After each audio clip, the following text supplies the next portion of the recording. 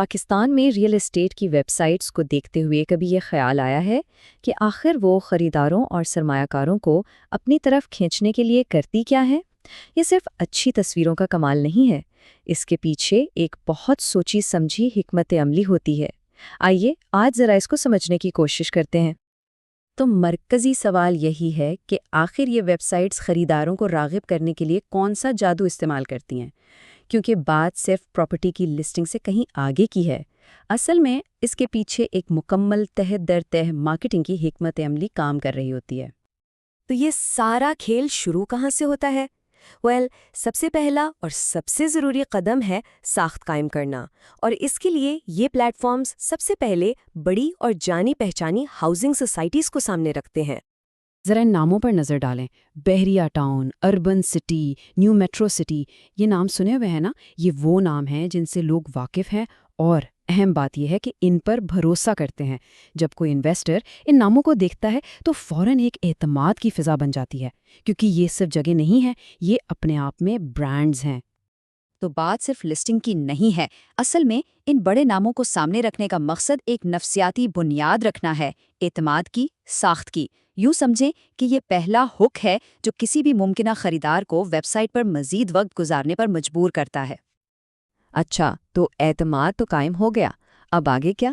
اگلا قدم ہے دائرے کو بڑا کرنا، یعنی ہر طرح کے خریدار کو اپنی طرف کھینچنا۔ آئیے دیکھتے ہیں کہ یہ پلیٹ فارمز کیسے مختلف قسم کے پروجیکٹس پیش کر کے سب کی توجہ حاصل کرتے ہیں۔ اور یہاں دیکھیں کتنی چالاکی سے پروجیکٹس کو الگ الگ کیا گیا ہے۔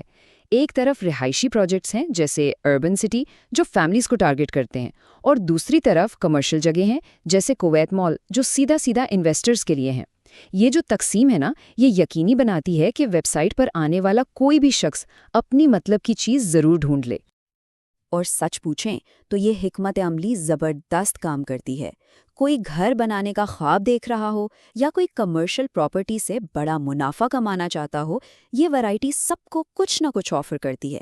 یہ بالکل ایسا ہے جیسے ایک بڑا جال پھینکا جائے جس میں ہر قسم کی مچھلی پھنس جائے۔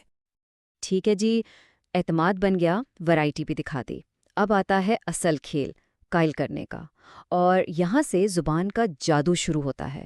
الفاظ کا انتخاب کیسے کیا جاتا ہے، یہ بہت دلچسپ ہے۔ اب اس جملے کو دیکھیں، ماڈرن لیونگ اور پروفیٹیبل پراپرٹی اپرچونٹیز۔ یہ صرف الفاظ نہیں ہیں، یہ ایک تصویر بنا رہے ہیں، ایک جدید طرز زندگی کی اور ساتھ ہی مالی فائدے کے ایک زبردست موقع کی۔ یہ سیدھا خواہشات پر اثر کرتے ہیں۔ یا پھر اس مثال کو لیں، آئیکونک کمرشل ہب اور ہائی ریٹرنز۔ لفظ آئیکونک سنتے ہی ذہن میں ایک بہت بڑی، شاندار اور منفرد جگہ کا تصور آتا ہے۔ اور ہائی ریٹرنز، یہ تو سیدھا سیدھا وہ الفاظ ہیں جو ہر سرمایہ کار سننا چاہتا ہے۔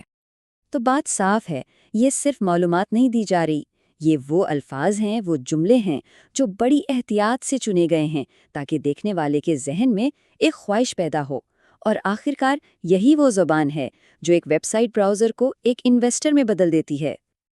تو جب ان سب ٹکڑوں کو جوڑا جائے، یعنی پہلے ساخت، پھر مختلف آپشنز اور آخر میں قائل کرنے والی زبان، تو ان سب سے مل کر کیا بنتا ہے؟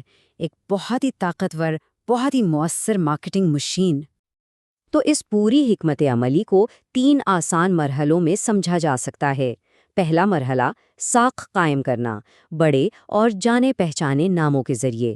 دوسرا مرحلہ، تنوع دکھانا، یعنی رہائشی اور کمرشل دونوں طرح کے پروجیکٹس پیش کرنا۔ اور تیسرا اور آخری مرحلہ، قائل کرنا، یعنی ایسی زبان کا استعمال کرنا جو سرمایہ کاری کی ترغیب دے۔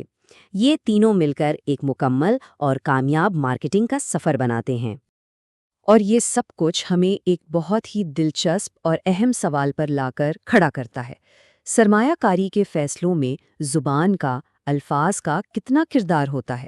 کیا فیصلے صرف حقائق اور اعداد و شمار کی بنیاد پر ہوتے ہیں، یا ان خوابوں اور وعدوں کی بنیاد پر جو ان الفاظ کے ذریعے بیچے جاتے ہیں؟ یہ سوچنے کی بات ہے۔